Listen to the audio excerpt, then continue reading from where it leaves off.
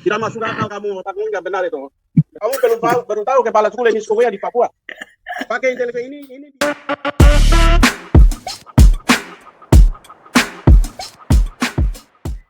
Halo semua, kembali dengan saya dalam video ini. Biasanya saya mereaction lagu-lagu, tapi kali ini saya mereaction satu perdebatan yang logis dan tidak logis tentang status Pak Lenis Korea. Kalau dalam pemerintahan Jokowi, dia menjabat sebagai staf ahli presiden, tapi juga mengumpuni beberapa jabatan, dan baru-baru kali ini ia diberikan pangkat sebagai mendapatkan bintang, ya, katakanlah seperti itu. Itu Lenis Korea. Dan dalam dataran masyarakat Madat, saya belum tahu apakah kapan dilantik sebagai kepala suku besar pegunungan, dan ini menjadi nihil. Dan dalam semua wawancara-wawancara dibuat oleh media-media mainstream di Indonesia, bahkan juga media-media yang lain, ia selalu menyatakan saya ini seorang kepala suku Papua, ya, mengkamping hitamkan nama kepala suku dan menyebutkan satu suku. Dan itulah pertanyaan yang disampaikan seorang mahasiswa ini, yang kemudian kita bisa lihat bagaimana perdebatan itu terjadi.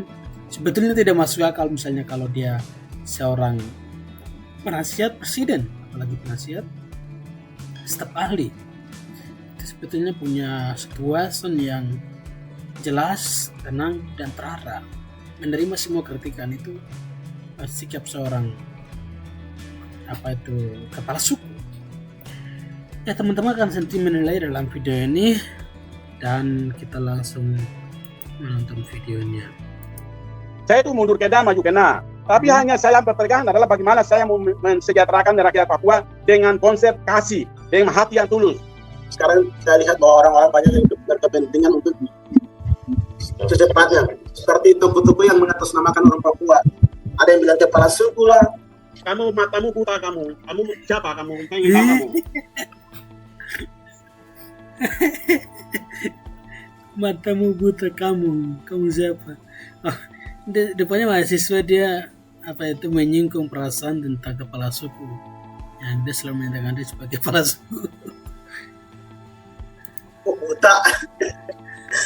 Anak kecil kamu baru lahir kemarin, kamu stop bicara sudah. Ini Pak, kita sedang berdiskusi, bukan mau marah-marah. Mau santai ya dengan diskusi, Pak. Nah, itu dia. Kita sedang berdiskusi yang logis, gitu. Jadi memang seorang pemimpin sudah harus membedakan posisi kepada siapa dia bicara, di mana dia bicara. Ini kan publik, tapi juga diskusi. Ya. Tidak tahu kepala suku di Makam kalau anak Wamena, kamu tahu kepala suku. Di pegunungan itu Pak, kepala suku bukan hanya terdiri dari satu suku. Kamu tahu banyak, Pak.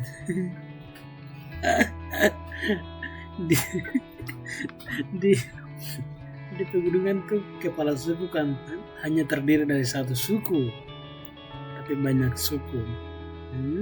Betul. Jadi teman-teman perlu tahu bahwa di Papua pegunungan ada beberapa suku, baik itu Yali, Kugula, dan Lani. 3 suku ini terbesar. Dalamnya ada sub-sub suku.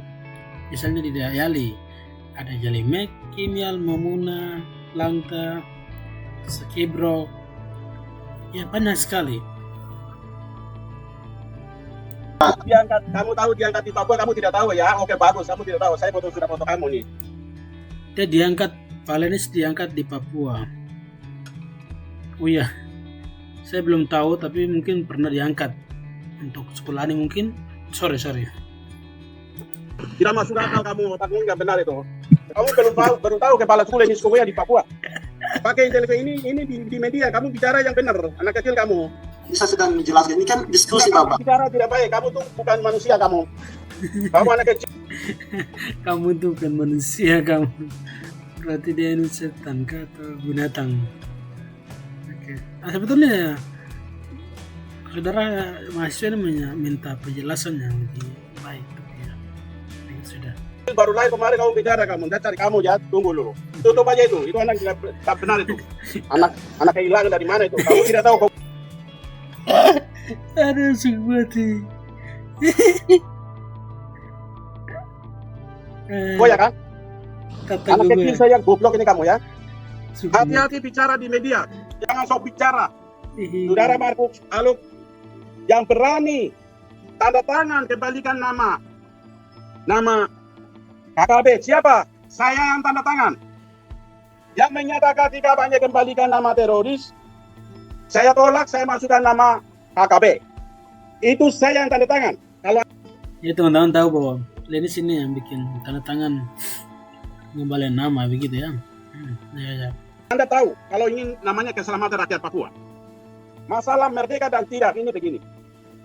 Masalah lepas atau tidak, tujuan kita sama.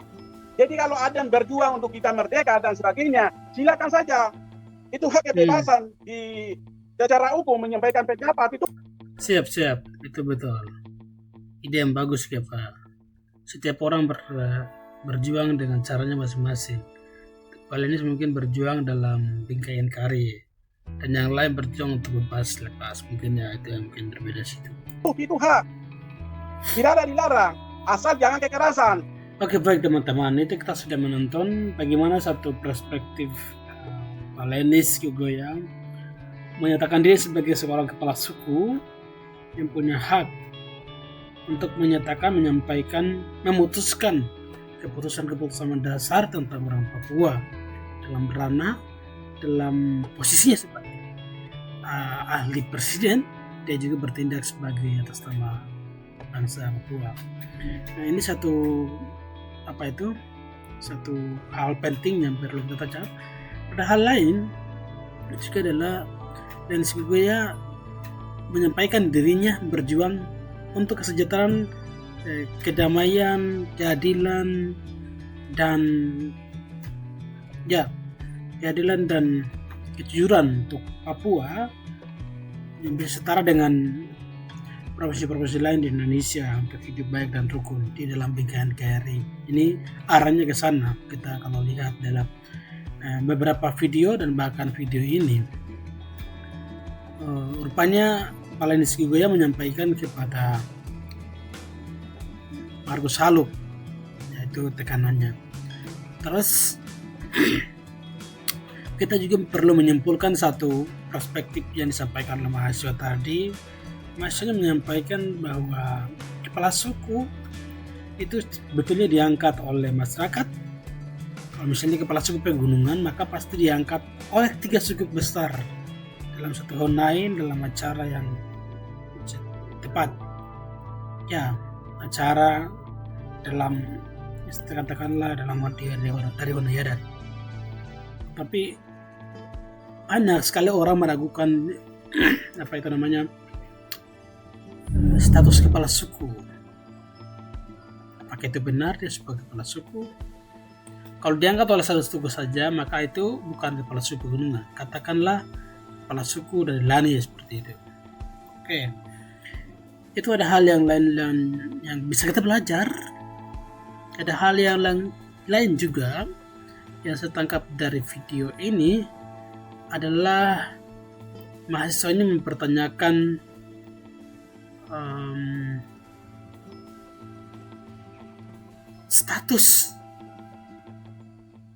status seorang penasihat yang emosional dan kurang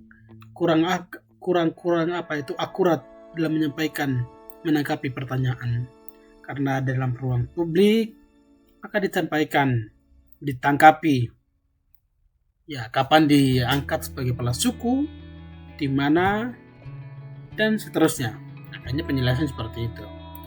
Oke teman-teman, kalian semua selamat dan bisa menilai siapa yang bisa menjelaskan secara baik, siapa kepala suku.